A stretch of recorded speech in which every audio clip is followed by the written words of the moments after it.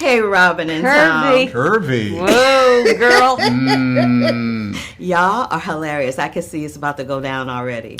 But let me just say, this film warmed my heart. It warmed my heart to see you two together again. I'm sure you're hearing that all day long, and it just needs to be said. But there's a moment in the film where y'all are chasing Vanessa around the house, and she's a ghost. And it's such an endearing moment. I love that moment. Do you guys have a moment with your kids, something endearing that you remember that just brings a smile to your face every time you think about it? Of course, right? Yusuf, what are you thinking of? Okay, I'm thinking about my youngest son was really into Thomas the Tank Engine, and he was still so young he had to be in a car seat. And we had gone to the toy store, we got him one, and he unfolded the little piece of paper that has all of the Thomas the Tank Engines on it. And we were parked, and he was sitting in his car seat with his legs across like that. And he was looking, he's all buckled in, and he's looking at this, all these other Thomas the Tank Engines you can buy. And he looked like a businessman on a train, And then he'd like turn it back over, kind of like, oh my God. He's kind of a mini you. But he was like, I can get Percy, I could get Troublesome Trucks here, maybe I could get James. I thought, that's you with vintage typewriters. Oh, well, it might be the same Which thing. one am I going to to see a 4.5-year-old kid. Oh my God, looking like he's reading the New York I'm just taking the Times. 117 into Penn Station. That is hilarious. Totally. What about you, Robin? I remember my daughter, Dylan, who was the eldest. She was threatening, we were moving into a new house. She kept running to the front door. Busy street, danger. Do not go out that front door. She kept threatening and opened the door, and I said, Dylan, if you walk out that door, and she put her hand up on the door, hand on him, and she goes, I'm getting out of here and I'm getting married. She was 3. And I was like, power to you. Okay, go She do was it. going to find a husband at 3. That is hilarious. Pretty great. There's your life right there. And moment will live forever. That is hilarious. Speaking of moments living forever, I saw a post that a friend of mine put up about losing his mom and packing up the house and going from room to room, knowing that new memories will be made there by other people. You talked about moving into a new house. Did you feel like that when you left out of that old house, coming to the one where Dylan was like, I'm out of here? Of course, you always leave those memories behind, and they will always be in that little compartment. Oh, I remember the room and the smell and the thing, which is what this movie here is so much about. It's everything that happened here at that time. And you get to watch the movement, the evolution, the time passing, which is all of our lives. Everything passes. That's what this movie's about. You don't really notice it. Like, what I loved about it is that it starts, we walk into an empty home. There's nothing there. And by the time we leave, but at the end of it, when we return to that empty house, it is so chock-a-block with history that you can realize in a nanosecond. And I don't know if you experience that if it's still furnished, Right. You might, well, that's not the same count. But when it's completely empty, it's this blank canvas of your life, which is pretty impactful. Well, y'all didn't leave me with a blank canvas. You left me with a full gallery of memories cinematically and in my heart with your performances in this film. I love y'all. I do.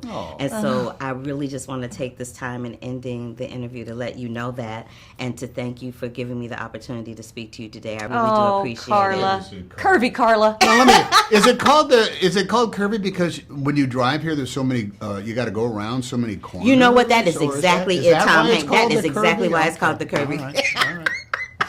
I get it. Cut! He always comes for me about my name. Curves and angle. Hi, Paul. Hi, nice to meet you. You're hilarious. I love you.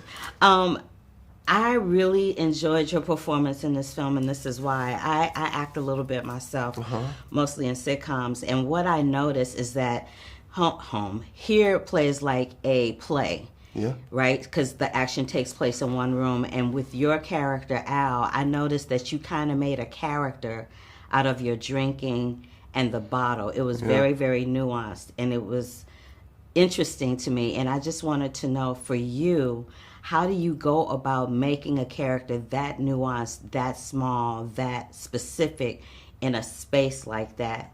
That's a great question. I do think it plays like a play, but it plays like a play that then has the added bonus of of a close-up.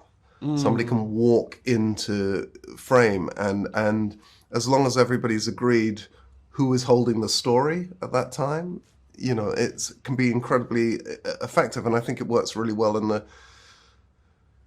show. And as far as his relationship to drinking goes, he's a young man when we first meet him, 23 years old, just got back from the Second World War. Yeah.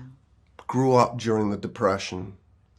I think that his entire idea of parenting becomes about making everybody safe. I got to keep a roof over their head. You know, making money. I got to make money. I got to keep everybody good. I got to keep food on the table. And he misses all the other wonderful things about being a parent. And I think that he is self-medicating that. And I think he's self-medicating his PTSD from Second World War. And I think he's a terrible parent, but he's sad.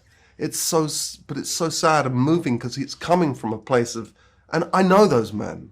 I know those men. We all do. You know, and I love them and forgive them. And I think that he also gets to have this sort of final act where it's like the soldier's last mission, where he's looking after his wife finally, who he has just sort of taken for granted their entire marriage, and then he realizes who she is, and he gets to have a sort of moment of redemption. So I love the arc in the character. I love what you did with it. I just want to ask you one last thing. Your character with the kids was hilarious when they were kids. Yeah. You were trying to get them to sit still and all that. And a friend of mine recently posted about his mother, losing his mother, and how he's packing up the house and going from room to room knowing that new people will make memories there. That's it. Do you have a moment like that where you left the space that you were in, whether you were a teen or a child? Oh, yes. I'm filled with such memory and such ennui, and I yes. And my daughter, my wife and our last baby, she was born at home, and leaving when we moved to our present place, to leave the room, not really the entire place. It all had memories, but this moment where this life began that I care so much about, and to leave that, it was a lot. I found it a lot moving that time. I see you getting emotional about that. Yeah, it's true.